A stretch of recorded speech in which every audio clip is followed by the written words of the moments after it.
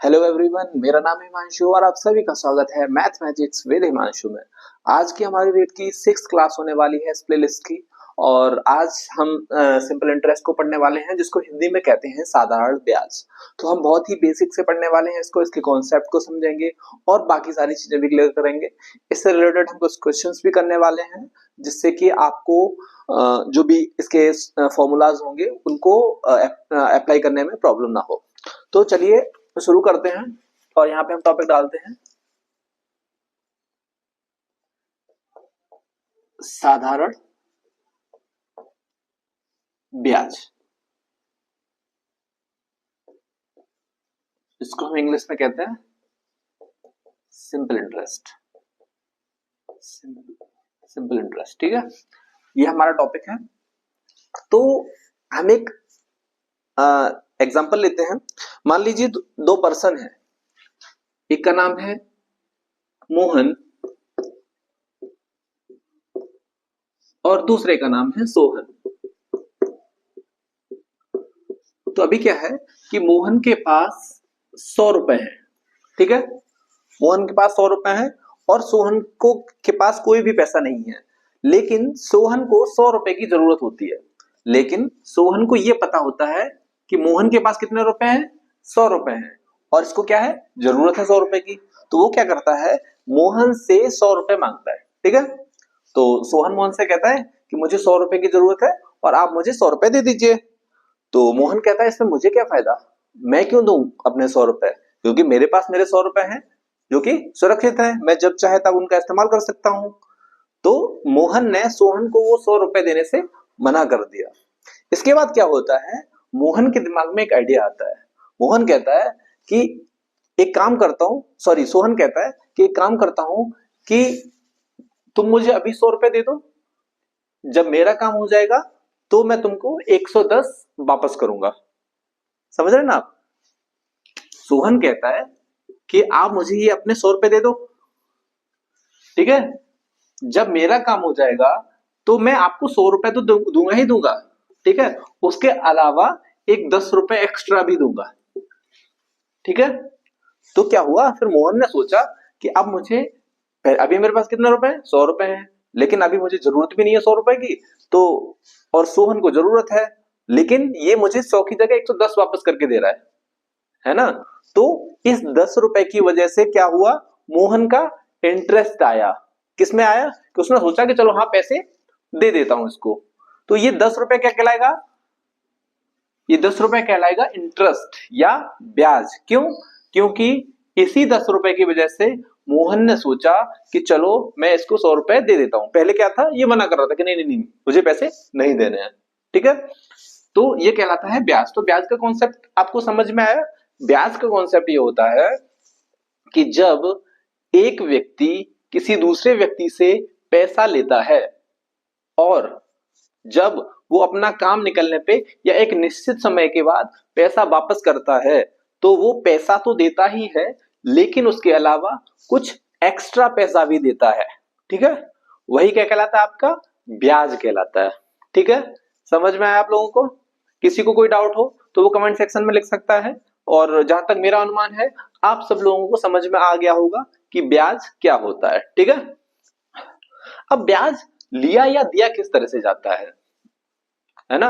ब्याज का क्या कॉन्सेप्ट है, ब्याज इतना तो हमको पता चला कुछ पैसा देना होता है, लेकिन कितना देना होता है, ठीक है। जिस दर से हमको ब्याज देना होता है या लेना होता है वो कहलाता है ब्याज दर, ठीक है।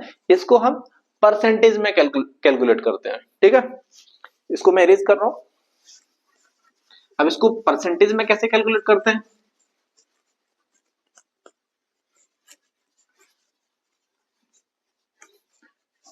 इस पे हम बात करते हैं परसेंटेज की, जिसको हिंदी में कहते हैं हम प्रतिशत,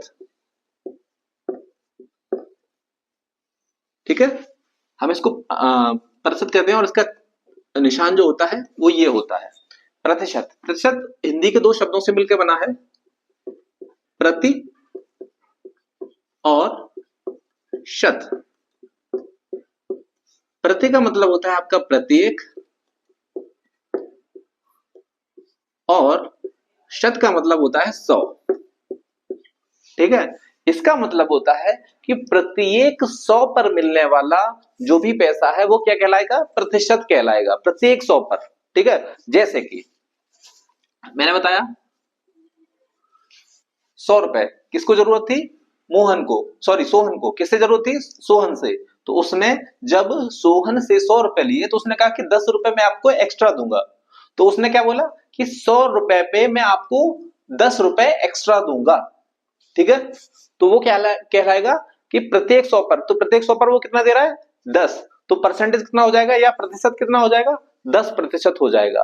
तो कहने का मतलब है कि जितने भी 100 रुपए उसने दिए हैं, जैसे कि मान लो 1000 रुपए दिए थे, अगर बात होती 1000 रुपए की, ठीक है, और 1000 का हमें क्या निकालना है, 10% निकालना है।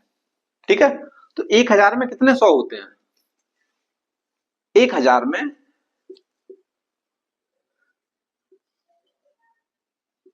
10 100 होते हैं। 1000 को हम ऐसे तो लिखते हैं 10 गुणा 100, तो 1000 में कितने 100 होते हैं, 1000 में 10 100 होते हैं। अब वो कहता है कि मुझे 10% देने हैं, तो प्रत्येक 100 पर कितना देना है, 10 देना है। और आपके पास कितने कितने 100 है, 10 100 है, तो इसका 10% कितना हो जाएगा। ठीक है, प्रत्येक 100 पर कितना देना है, 10 देना है। ठीक है, ये तो 100 की बात हुई, और कितने 100 है, 10 100 है, तो इसका 10% कितना हो जाएगा, 100 हो जाएगा। समझ में आया आप लोगों को प्रतिशत का कॉन्सेप्ट, या प्रतिशत को हम कैसे कैलकुलेट करते हैं। उदाहरण के तौर पर मान लीजिए आपके पास 400 रुपए है, अब आपको निकालना है 400 का 12% या 12%। ठीक है, यानी कि प्रत्येक 100 पर आपको 12 निकालना है। ठीक है, तो इसमें कितने 100 है, सबसे पहले देखो 400 है, और कितना निकालना है, 12% निकालना है, 12% निकालना है। ठीक है, तो 12% कैसे निकाल लेंगे, प्रत्येक 100 पर 12 निकालना है, तो प्रत्येक 100 पर 12, और कितने 100 है, 4, तो कितना हो जाएगा, 12 चौक 48। ठीक है, ये हो जाएगा इसका 12%। ठीक है, इस तरह से आप किसी भी अंक का कितना भी प्रतिशत निकाल सकते हैं। ठीक है, चलो मैं कुछ आपको प्रतिशत के फ्रैक्शन बताता हूं कि किसी भी परसेंटेज की या किसी भी प्रतिशत की फ्रैक्शन फॉर्म क्या होती है, यानी कि उसका भिन्न क्या होता है। ठीक है, तो देखिए सबसे पहले बात करते हैं 10% की।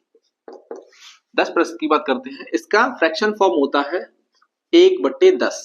हम कुछ नहीं करना होता है, हमें सिर्फ प्रतिशत में 100 का गुणा कर दें, सॉरी 100 से भाग दे दें, तो हमें क्या मिल जाता है, हमें मिल जाता है उसका भिन्न रूप या फ्रैक्शन फॉर्म मिल जाती है।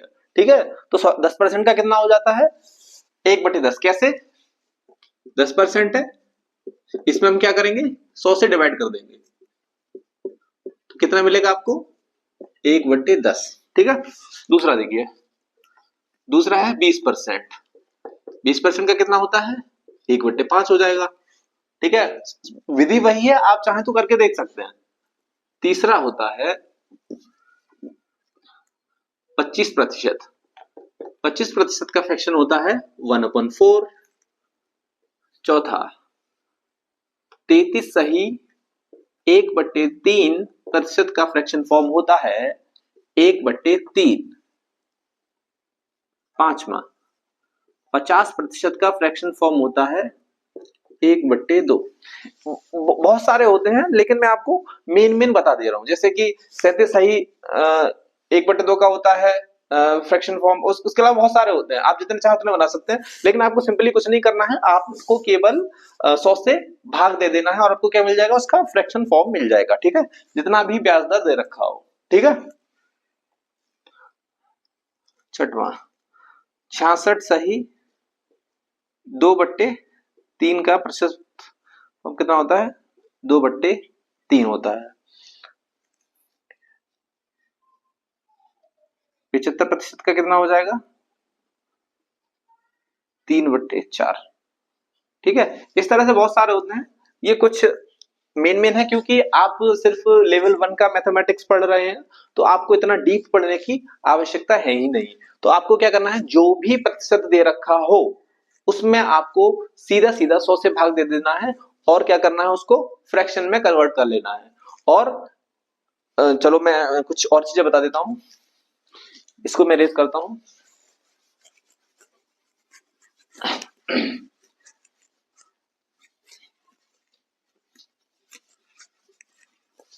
एक सवाल करते हैं, ठीक है। सवाल ये है आपका,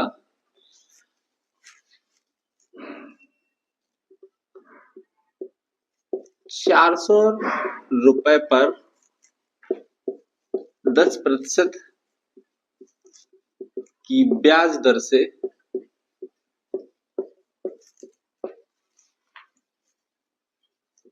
3 वर्ष का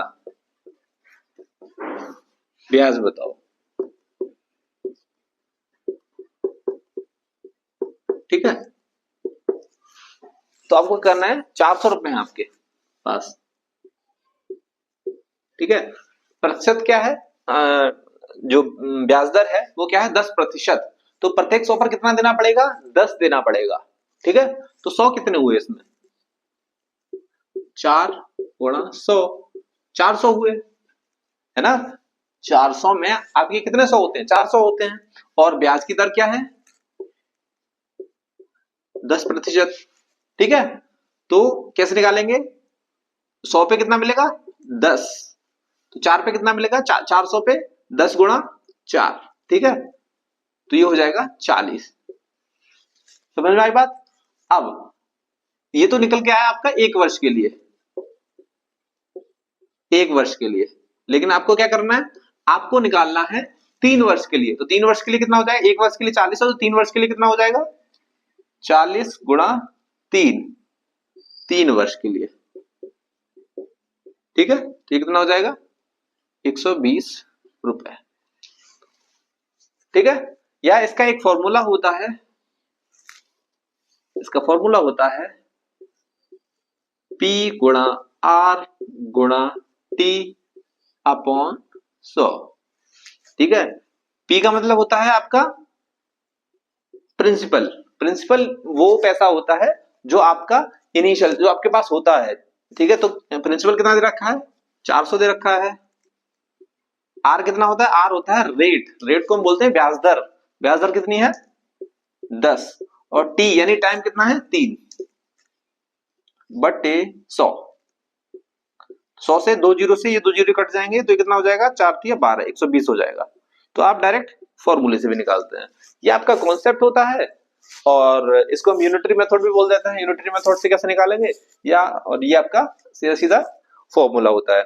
तो इस तरह से हम साधारण ब्याज के क्वेश्चन करते हैं। आइए क्वेश्चन करते हैं। Find the simple interest when principal is equal to 3000, rate is 5% and time is 2 years. तो प्रिंसिपल कितना दे रखा है,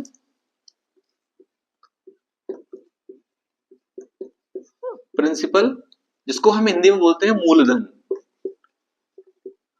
कितना दिया हुआ है, 3000। ठीक है, रेट जिसको हम हिंदी में बोलते हैं दर, या ब्याज दर भी बोल सकते हैं। दर कितनी दी हुई है आपको, 5%। ठीक है, और समय कितना दिया हुआ है, टाइम,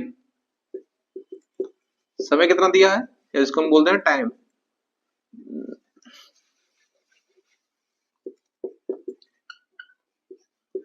टाइम आपको दिया है 2 वर्ष, 2 ईयर। ठीक है, अब क्या करना है हमें, हमें इसका साधारण ब्याज निकालना है। तो साधारण ब्याज क्या होता है, साधारण ब्याज होता है PRT, P गुणा R गुणा T अपॉन 100। तो प्रिंसिपल कितना है, यानी कि मूलधन, मूलधन है आपका 3000, रेट यानी कि दर कितनी है 5, और टाइम कितना है 2।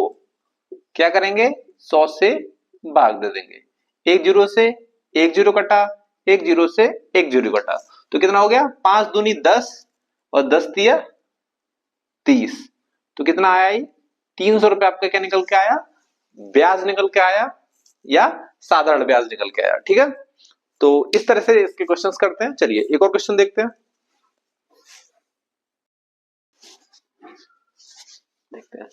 क्वेश्चन है एक धनराशि 20 वर्ष में साधारण ब्याज से स्वयं का 3 गुना हो जाती है, तो क्या करना है हमको, ब्याज दर ज्ञात करनी है। तो कैसे करेंगे, सब में देखो इसमें दे रखा है 20 वर्ष। ठीक है, अब क्वेश्चन ये कह रहा है कि एक धनराशि है जो स्वयं का कितना गुना हो रही है, 3 गुना हो रही है। ठीक है, तो कहने का मतलब ये है कि एक धनराशि थी, ठीक है, मान लीजिए 100 रुपए थी, ठीक है, या 100 रुपए नहीं मान लेते हैं, इसको हम 100x मान लेते हैं। ठीक है, अब 100x जो अमाउंट था वो कितना हो गया, 3 गुना हो गया, यानी कि 300x हो गया। ठीक है, तो जब 100x 300x हो गया तो ब्याज कितना हुआ, ब्याज आपका कितना हो जाएगा 300x माइनस 100x, क्योंकि 100x तो आपके पास पहले से ही था ना, तो ब्याज कितना मिला है 200x मिला है। ठीक है, तो इसका एक डायरेक्ट फॉर्मूला होता है,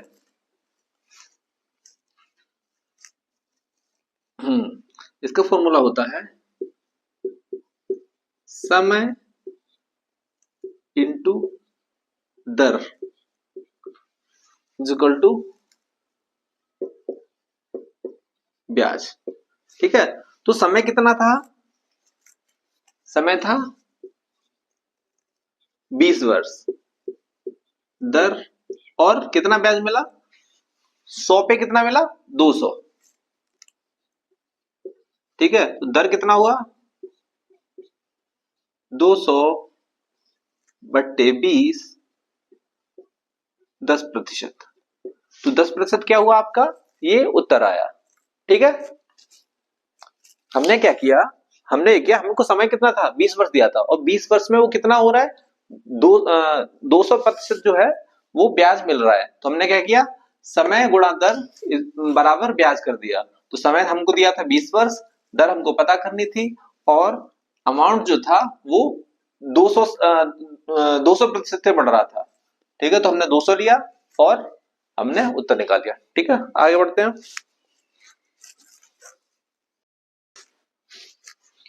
अगला क्वेश्चन है 25% की ब्याज दर से 4 वर्ष का ब्याज 1300 रुपए है, मूलधन ज्ञात कीजिए। तो इसमें आपको क्या करना है, मूलधन ज्ञात करना है, मूलधन या प्रिंसिपल, प्रिंसिपल आपको ज्ञात करना है। ठीक है, दर कितनी दे रखी है 25%, और समय कितना दे रखा है, समय दे रखा है 4 वर्ष, और ब्याज कितना दे रखा है, ब्याज दे रखा है 1300 रुपए। ठीक है, तो आपका ब्याज का फॉर्मूला क्या होता है, इंटरेस्ट बराबर होता है principal into rate into time upon 100। तो इंटरेस्ट क्या होता है, इंटरेस्ट होता है आपका ब्याज, तो ब्याज कितना दे रखा है 1300 इज इक्वल टू प्रिंसिपल आपको पता करना है, यानी कि मूलधन पता करना है, रेट दर क्या दे रखी है आपको 25%, और टाइम कितना दे रखा है 4 वर्ष का, 100 तो निकालेंगे 25 चौक 100 और 4 से 4 कट जाएगा, तो प्रिंसिपल कितना निकल के आ जाएगा, प्रिंसिपल आपका निकल के आ जाएगा 1300 रुपए। ठीक है, तो इस तरह से हम क्या करते हैं, साधारण ब्याज के क्वेश्चन करते हैं। एक ही फॉर्मूला होता है और इसी फॉर्मूला के इर्द गिर्द सारे सवाल घूमते हैं। तो उम्मीद करता हूं आप लोगों को आज का सेशन पसंद आया होगा। अगर आप लोगों को आज का सेशन पसंद आया तो इस वीडियो को अपने दोस्तों के बीच शेयर करिएगा और चैनल को सब्सक्राइब करिएगा। धन्यवाद।